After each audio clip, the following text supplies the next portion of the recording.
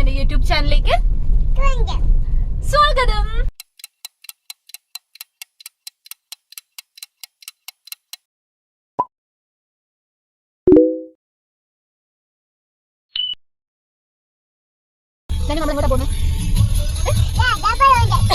ഞാനൊരു ഡയപ്പർ വാങ്ങാൻ പോകട്ടോ. പിന്നെ വേറെ എന്തൊക്കെ വാങ്ങണം? ഞാൻ പിന്നെ വേണം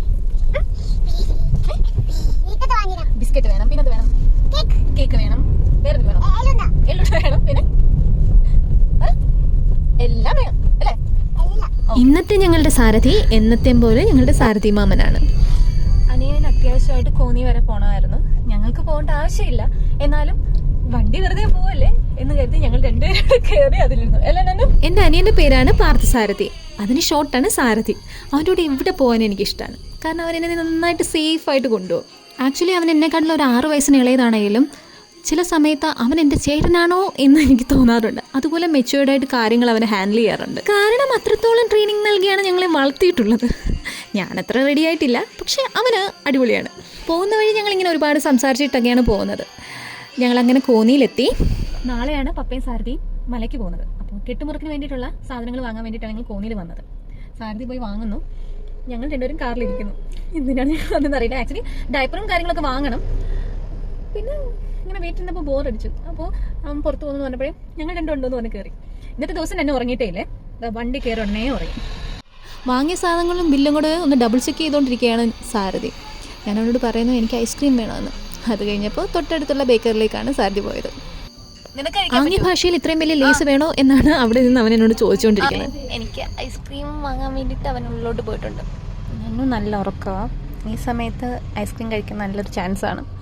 ഞാനൊന്ന് ലോലിപ്പോപ്പ് വാങ്ങാം കേട്ടോ. ബട്ടർ സ്കോച്ച് തന്നെ വേണമെന്ന് എടുത്തു പറഞ്ഞിട്ടും പോയി മറന്നിട്ട് വാങ്ങിയിട്ട് വന്നത് ചോക്ലേറ്റ്.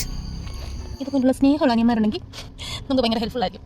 നന്നുൻ്റെ ഡയപ്പറും പിന്നെ സോപ്പ് തീർന്നിട്ടുണ്ടായിരുന്നു, തീരാറായിട്ടുണ്ടായിരുന്നു. അത് വാങ്ങാൻ വേണ്ടിയിരിക്കും.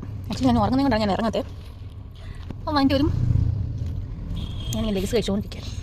സാധനങ്ങളൊക്കെ വാങ്ങി ഞങ്ങൾ ഹോട്ടൽ അന്നപൂർണ്ണയിൽ വന്നു. പ്യുവർ വെജാണ്.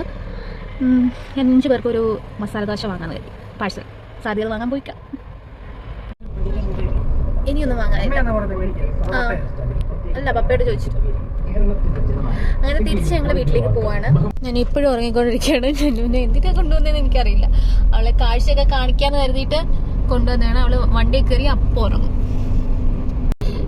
ഞാൻ LKG തൊട്ട് 4th സ്റ്റാൻഡേർഡ് വരെ പഠിച്ച സ്കൂൾ കാണിക്കും.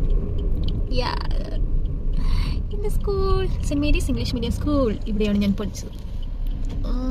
പോയിട്ട് വീടിനടുത്ത് എത്തിയപ്പോഴാണ് ഞാൻ കണ്ണു തുറക്കുന്നത്. കയ്യിലുണ്ടായിരുന്ന ലോലിപ്പോപ്പ് ഞാൻ അവൾക്ക് കൊടുത്തു. കാരണം ഒരാഴ്ചയായിട്ട് അവൾ ലോലിപ്പോപ്പ് ഒന്നും കഴിക്കുന്നുണ്ടായിരുന്നില്ല. ഐസ്ക്രീം കഴിച്ചപ്പോൾ എനിക്കൊരു പാവം തോന്നി. അങ്ങനെ ഞാൻ ലോലിപ്പോപ്പ് വാങ്ങിച്ചിട്ടുണ്ടായിരുന്നു. ഞാനോന് ഫേസ് മൊത്തം ആക്കിയിട്ടുണ്ട്.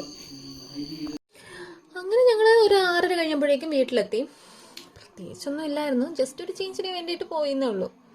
അപ്പോൾ ഈ കുട്ടി വ്ളോഗ് ഇഷ്ടപ്പെട്ടെങ്കിൽ like, share and subscribe my YouTube channel. Thank you. തരാമല്ലോ.